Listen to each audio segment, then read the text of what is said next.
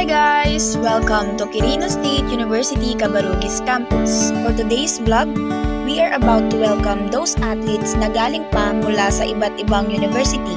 So, ano nga ba ang ganap sa Quirino State University Cabarugis Campus? Well, ngayong araw, darating ang mga athletes mula CSU, ISU, NVSU at iba pa dahil napili ang Quirino Sports Tourism Complex para sa gaganaping Cabrasuc 2024. Dahil dito sa Quirino State University Cabarugis Campus muna sila mag-i-stay hanggang sa matapos ang event. So this is the first day of the event. Nagparade kami ng 8 AM from Boulevard to Capitol, Quirino Sports Complex. Kahit sobrang init, nakakatawa and nakaka-excite kasi halos lahat sila is friendly. And hindi mo aakalain talaga na pumunta sila dito or dumayo talaga sila ng Quirino State University para makipag-compete. They have these friendly smiles and sobrang approachable nila. Dito nakakatuwa lang kasi despite of differences, napaka-humble nila. So habang naglalakad, they proudly presents their university by cheering and yelling that gives motivation on them.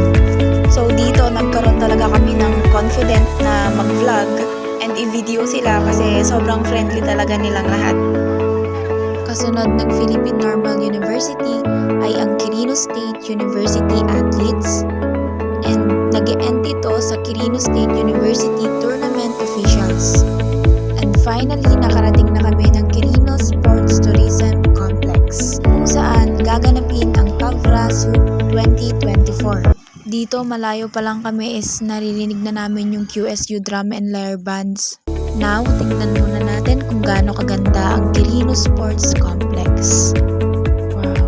Upon entering the Capitol Gymnasium, QSU bands performs a majestic performance. Sumalubong kaagad sa amin ng band na lalong nagpaingay at nagpapa-excite sa lahat ng students. This time, the program starts by introducing different universities and an opening remarks ceremony.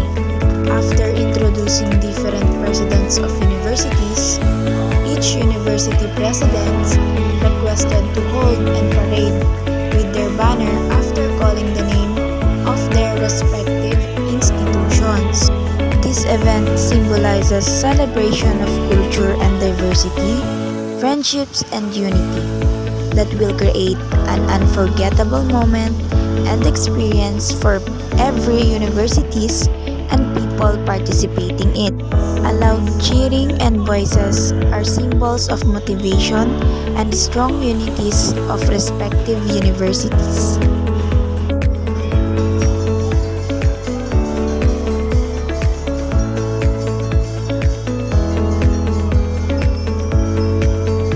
The last part of opening ceremony, ang pagsindi ng sulo ang siyang naging hudyat at simbolo sa pagbubukas at pag-uumpisa ng kapanapanabik na kompetisyon at pagpapakitang gilas ng bawat manlalaro sa iba't ibang universidad.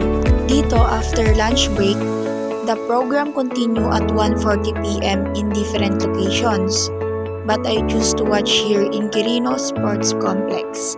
Dito inantay namin yung mga athletes na sasabak sa track and field. Pero 3 PM pa raw ang start dahil sa sobrang init. So, nag-proceed kami sa Capitol Gymnasium para manood ng dance competition. Speaker introduced the judges and also the criteria of judging in dance competition. Then, nag-proceed kagad sa first category which is folk dance that portrays the tradition and culture our country. Dito habang nanonood kami and nagbi-video, sobrang amazed talaga kami. Ang linis ng sayaw nila and ang ganda talaga. Ang gagaling nilang lahat. After ng folk dance, proceed kaagad sa second category which is ang indigenous dance that gives importance and appreciation on our Filipino natives and tribes culture. So dito habang nanonood kami is medyo kinakabahan kami kasi baka malaglag yung props tapos baka may magkamali ganun, pero alam naman natin na part yan ng competition, diba? ba, nobody's perfect naman, but still, ang gagaling talaga nilang lahat. Ang gaganda ng performance nila and nakakatuwa kasi napaka-confident nilang lahat. So after that, proceed ka agad sa third category which is ang hip-hop dance na sobrang inabangan talaga. Bukod sa sobrang galing nila is eto talaga yung klase ng sayaw, popular in this present generation. Kaya naman dito is talagang sigawan kami kasi yung vibes talaga ng pagsasayaw nila is sobrang galing talaga. Music, yung galaw ng katawan nila. Then of course dito alam na naming nahihirapan yung mga judges kasi kahit kami rin naman na nanonood, hindi namin alam kung sino talaga yung pinakamagaling kasi napakagagaling talaga nilang lahat. And for the last category that day is ang contemporary dance. So in this dance, matatahimik ka talaga habang nanonood ka kasi you feel the pressure and yung intense ng sayaw nila. The way they move, stance nila is kakabahan ka talaga.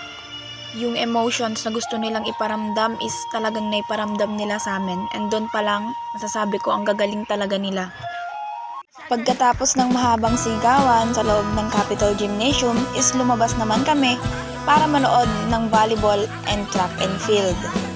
So dito, ongoing ang battle ng mga runners sa track and field and buti na lang dito is nabutan pa namin yung QSU volleyball girls na siya pang nakasalang kalaban ang Nueva Vizcaya State University. So yan ang mga ganap sa first day ng Cabrasuc 2024 sa Quirino Sports Tourism Complex.